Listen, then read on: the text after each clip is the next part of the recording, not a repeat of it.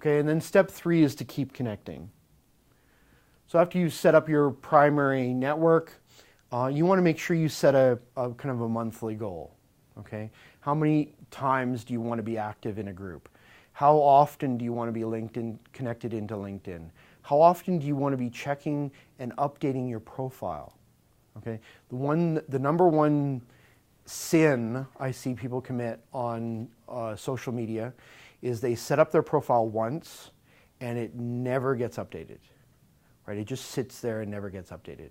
And in fact, one of the things we'll see when I show you my profile is a change that I'm planning on making that I left unmade so that I could show you kind of what I'm doing wrong.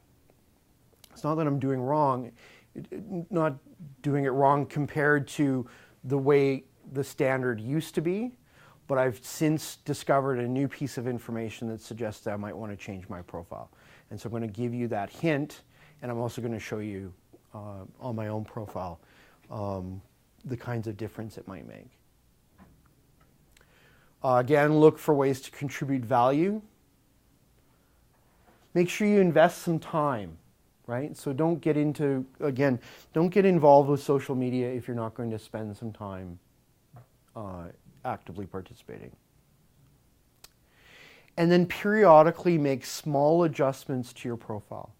Here's one of the pieces that I've heard now from a number of recruiters. I've seen mentioned in articles in conjunction with, in particular, LinkedIn, is that many people are afraid that, geez, if I'm on LinkedIn all the time, my employer is going to think I'm looking for another job, right? And he's going to, they're going to panic and think that they're losing me and want to get me off of the social network. Or they might fire me if I'm spending a lot of time, if it looks like I'm looking for other employment.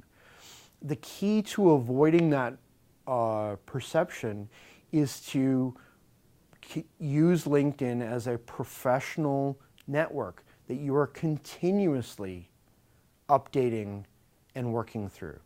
Okay, so if you make small corrections, I mean, obviously, if you change the entire resume, and somebody sees that, they're going to wonder what's up, right? But if you make small incremental changes as you reach certain accomplishments or obtain certain milestones or whatever, then your employer will see that just as your regular social media activity, and they won't be quite so panicked about that.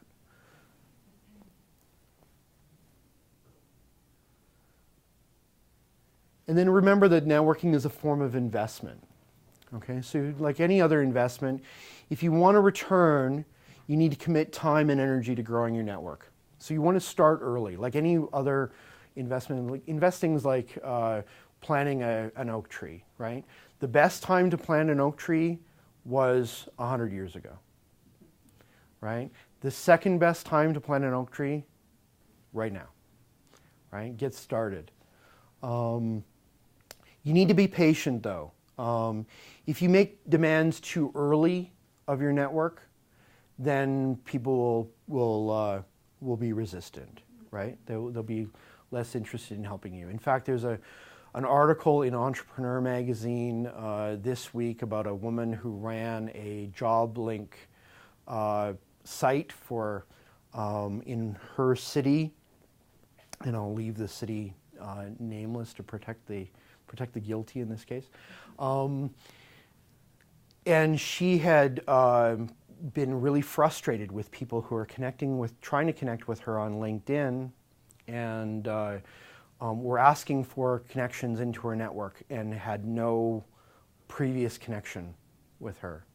You couldn't even necessarily tell her how they found her on LinkedIn in the first place.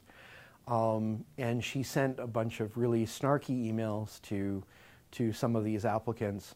The emails went viral, so now she's in trouble and has had to publicly apologize. But in part, she has a point, right? And the point is that you should not demand from your network anything that you haven't already put some investment in. right? If I want to connect with somebody, I at least want to let them know I'm connecting, I found you because I'm friends with, for this other person, and I want to, you know, they suggested that I contact you. Or I'm going to a conference next month and I see you're on the program. I'd like to connect while we're there. Can I connect with you on LinkedIn? Yeah. So I have a question for you on that. Sure. Because on my LinkedIn, as I've updated it, Mm-hmm. and I slowly do, Yeah. I find that I have more and more people who I've never met. They're not, we don't have connection whatsoever, but wanting to send me an invite. And for some, they might send that email of this is why, which is very helpful, but the rest they don't. And I'm curious your recommendation. Well, there's two things you're probably running into there. One is that LinkedIn has this really, what looks like a really convenient feature where you can just click on an icon and send an invite. And the problem there is that it doesn't allow you on that screen to customize the email that goes out. So you just kind of get this generic email. And it's very easy for people to just go click, click, click, click, click, and invite a whole bunch of people that they don't necessarily know, right? That are connected otherwise in your network. In many cases, I ignore those requests. That's what I've been doing. If I get a personalized one, then I kind of evaluate them on a case-by-case basis. And even if I don't know somebody, but I know who they know, or they have presented me with a reasonable explanation about why they want to connect with me, I'm much more open to connecting that way.